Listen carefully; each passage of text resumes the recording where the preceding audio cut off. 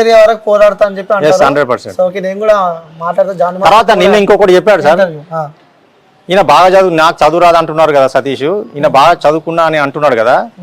30 లక్షల ల్యాండ్కు ఏ పేపర్ లేకుండా 30 లక్షలు ఇచ్చాడంటున్నాడు. 30 లక్షలు ఇచ్చాడని నేనేమని 2018లో ఉన్న బాడీ ప్రెసిడెంట్ సెక్రటరీ వాళ్ళని అడగాలి. ఆయన వాళ్ళతో కలిసి తిరుగుతున్నాడు. ల్యాండ్ స్కామ్ అయితే ఎవరైతే చేశారో ఆ బాడీతో ఈయన కలిసి మమేకం అయిపోయాడు. 2018 నాకెక్కడ ఉంది పోస్టు? నేను 30 లక్షలు నేను ఎట్లా ఇస్తా అసోసియేషన్ డబ్బులు? పిచ్చిలేసింది ఈయన కావనా? పోస్ట్ లేదు అప్పుడు నేను 2014లో అవుట్ అయినా. ఓకే, నేను పోస్టుకు అవుట్ అయ్యి 10 years అయింది సార్. 2014లో పోస్టుకి వెళ్ళి అవుట్ అయినా. ఇది 2024. ఇప్పుడు గత 10 సంవత్సరాల నుంచి నేనే నిద్ర వేయండా నా గురించి ఇప్పుడు మాట్లాడతాను కదా. సరే నేను తప్పు చేసినా కావచ్చు, పోస్ట్లో ఉన్నప్పుడు ఇది చేసినా అది చేసినా ఏమో చేసినా అంటాను కదా. ఈ గడిచిన 10 సంవత్సరాలు ఎక్కడ నిద్రపోయినావు జాని అని అడుగుతున్నా. నేను ఎందుకు మాట్లాడాలి ఇన్ని రోజులు? అసోసియేషన్ లేదా? యూనియన్ కింద ఉంది కదా, ప్రతి బాడీ మారుతుంది కదా 2 సంవత్సరాలకు ఒకసారి. ప్రతి బాడీలో ఒక 5-6 మీటింగ్లు జరుగుతున్నాయి కదా. మరి ఎందుకు మాట్లాడాలి ఇప్పుడు దాకా? అంటే ఇప్పుడు నీకు నాకు ఏదైందంటే గతంలో ఇది చేశాడు అది చేశాడు ఇది చేశాడు, మరి నీ గురించి మాట్లాడాలన్నా నువ్వు ఎవరెవరికి ఏం చేశావు, ఎవరెవరికి అమ్మాయిలతో ఏం చేశావు, మొత్తం చాలా ఉన్నాయి. ఎఫ్ఐఆర్స్ బోర్డు ఉన్నాయి, మామూలుగా ఒకటి కాదు 2 కాదు. ప్రూఫ్స్ ఉన్నాయా? ప్రూఫ్స్ ఏం కావాలి భయ, అమ్మాయితో తిరుగుతుంటే కెమెరా పట్టుకుని తిరుగుతాం. ఒకరి మీద మనం ఎలిగేషన్ ఇస్తున్నాం, నేను ఆ ప్రూఫ్స్ లేకుండా ఇప్పుడు పెళ్లి కాకముందు ఆయన మాస్టర్ అయిన కొత్తలో వెంకటగిరిలో ఒక ముస్లిం అమ్మాయి అంటే ఆ అమ్మాయిని లవ్ చేశాడు, పెళ్లి కూడా చేసుకుందాం అనుకున్నాడు. వాళ్ళ ఇంట్లోకి ఇష్టం లేదు, గొడవలు అవుతున్నాయి. అప్పుడు ప్రజారాజ్యం పార్టీ మంచి ఫామ్ లో ఉంది సార్.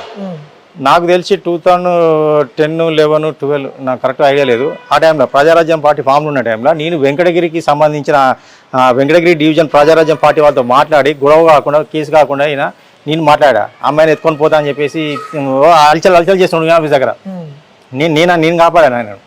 అంటే సో అమ్మాయిలో డాన్స్ టాలెంటే చూసా ఇప్పటివరకు. ఇప్పుడు చూడబోయేది నెక్స్ట్ లెవెల్ నాకు తెలిసి, యాక్టింగ్ టాలెంట్ కూడా.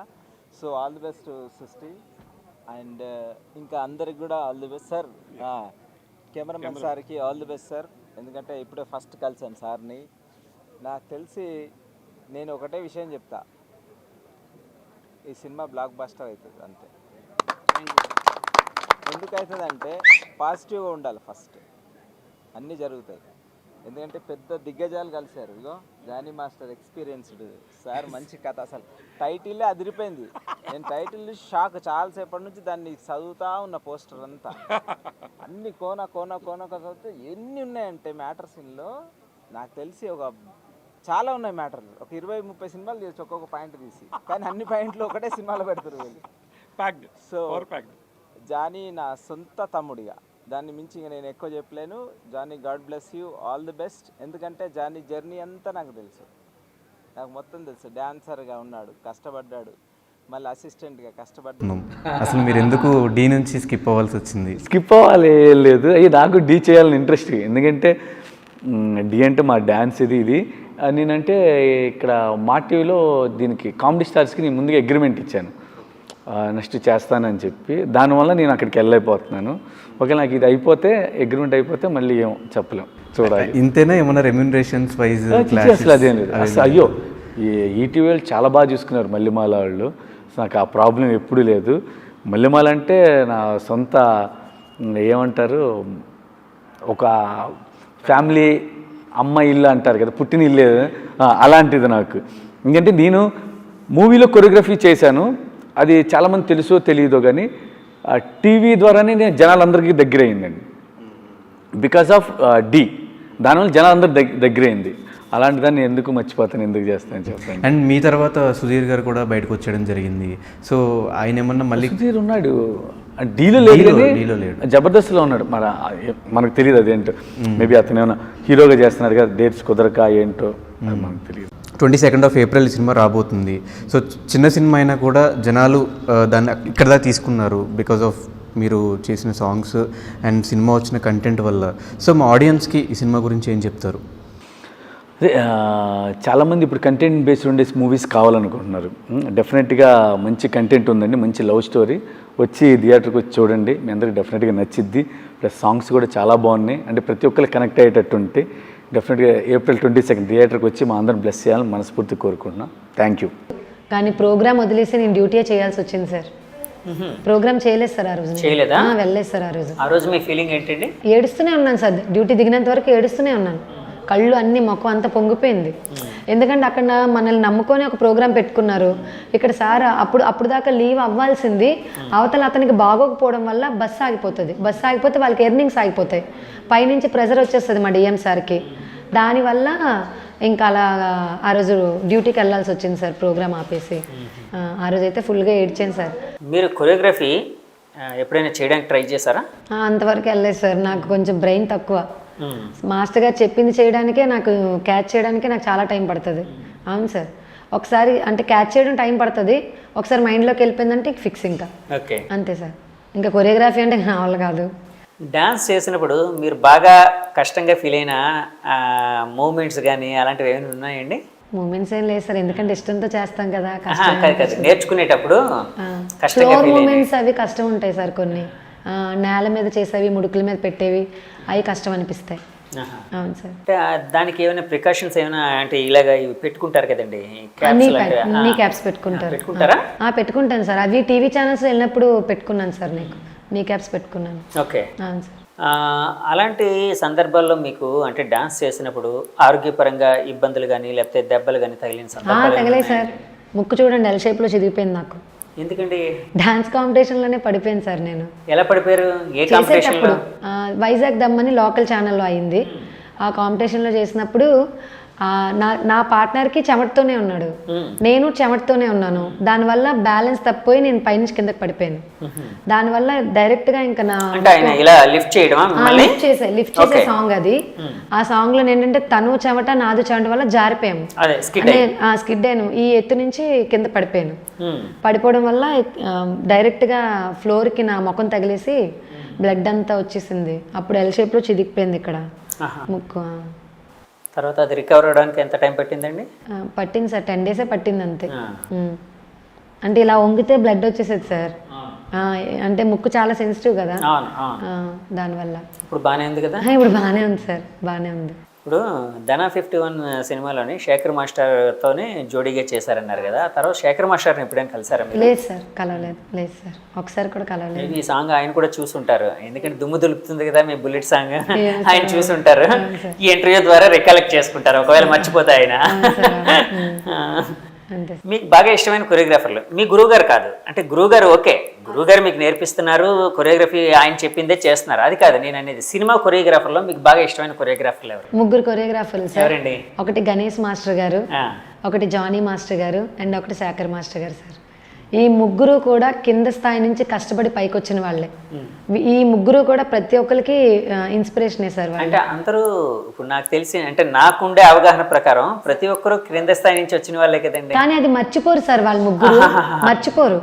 ఎవరైనా ఏవైనా వస్తే అంటే ఏమంటారు, నేను ఇప్పుడు ఇబ్బంది అయితే గణేష్ మాస్టర్ గారు ఉన్నారు, నేను వచ్చి షేక్ హ్యాండ్ ఇస్తే కూర్చొని షేక్ హ్యాండ్ ఇవ్వలేదు సార్ నాకు, ఆయన నించొని నాకు షేక్ హ్యాండ్ ఇచ్చారు. ఎందుకంటే తను కూడా నా తోటి కళాకారిణి అని చెప్పి గౌరవించడం. అవును సార్, గౌరవాన్ని ఇవ్వడం ఇచ్చారు సార్ నిజంగా.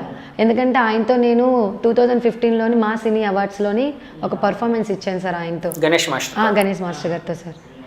ఆయనతో నేను పర్ఫార్మెన్స్ చేశాను. అవును సార్, అప్పుడు గబ్బర్ సింగ్కి ఏదో సంథింగ్ ఆయనకి అవార్డు వచ్చింది, బెస్ట్ కొరియోగ్రాఫర్ అవార్డు. అప్పుడు నేను రంగం 2 చేస్తున్నాను సార్. అలా నేను ఆయనతో చేసే అవకాశం నాకు కలిగింది. అవును సార్. జానీ మాస్టర్ ఎందుకు ఇష్టం? జానీ మాస్టర్ గారు నాలాగే స్టేజ్ పర్ఫార్మెన్స్లు చేశారు, నాలాగే జాతరలో డాన్స్ చేశారు.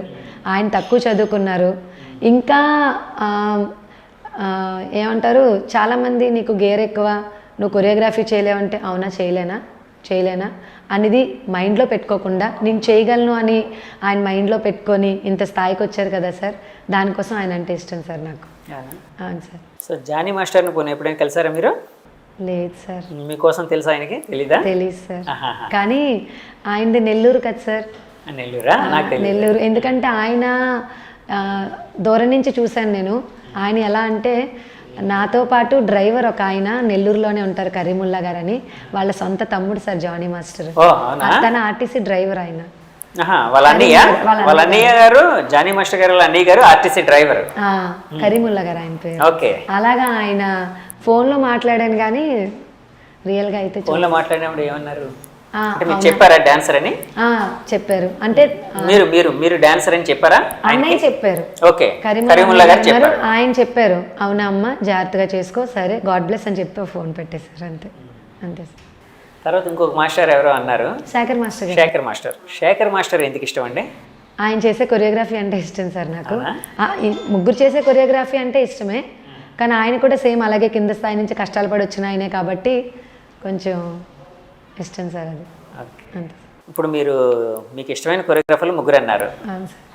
ఈ ముగ్గురితోని మీకు ఒకే టైంలో ఒకే డేట్ వర్క్ చేసే అవకాశం వచ్చింది అనుకోండి, ఎవరితో వర్క్ చేస్తారు? అమ్మో, కన్విన్స్ చేసుకోవడానికి ట్రై చేస్తాను సార్.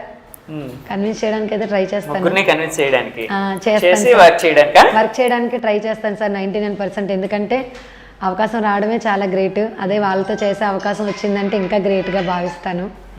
అంతే సార్. ఓకే, ఆ క్వశ్చన్కి అయితే ఆన్సర్ లేదు సార్ నా దగ్గర.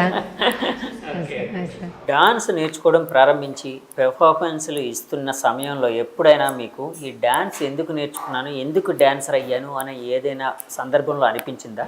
అనిపించలేదు సార్. ఎప్పుడు అనిపించలేదు.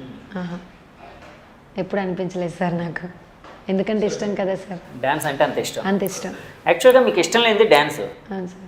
మీరు పరిస్థితుల ప్రభావంతో డబ్బు సంపాదన కోసం డ్యాన్స్లోకి వచ్చారు, కానీ డ్యాన్స్ మీద ఇష్టం ఎలా పెరిగింది? ఆ చేసే స్టెప్స్ కానీ, ఆ జనాలు ఇచ్చిన అప్లోజ్ కానీ, పొగడడం కానీ తెలుసు కదా సార్. ఒకసారి కళలోకి వచ్చామంటే సముద్రం లాంటిది, తేలలేము మొలగలేము అన్నట్టు ఉంటుంది సార్. అంతే. సో ఆడియన్స్ కొట్టే చప్పట్లు మీకు ఆ బలాన్ని ఇచ్చాయా? అంతే సార్, అంతే అంతే. నేను అసలు డాన్సర్ అవుతానని అనుకోలేదు సార్ నేను. అంతే సార్. డాన్సర్గా మీరు అయిన తర్వాత మీరు ఎన్నో అవమానాలు ఎదుర్కొన్నారు, ఎంతోమంది మిమ్మల్ని ఇది చేశారు. మీ ఫ్యామిలీ తరపు నుంచి ఎలాంటి సపోర్ట్ లభించిందండి మీకు? ఫ్యామిలీ తరపున నాకు ఏ సపోర్ట్ లేదు సార్. ఎప్పుడు కూడా నువ్వు మానే అనవసరంగా నువ్వు చేసి మా పరువులు తీస్తున్నావు, పలానా వాళ్ళ పిల్లలాగా స్టేజ్ మీద డాన్స్ చేస్తుంది అని మా పరువు తీస్తున్నావు, వద్దు ఆపే అని అనేవారు.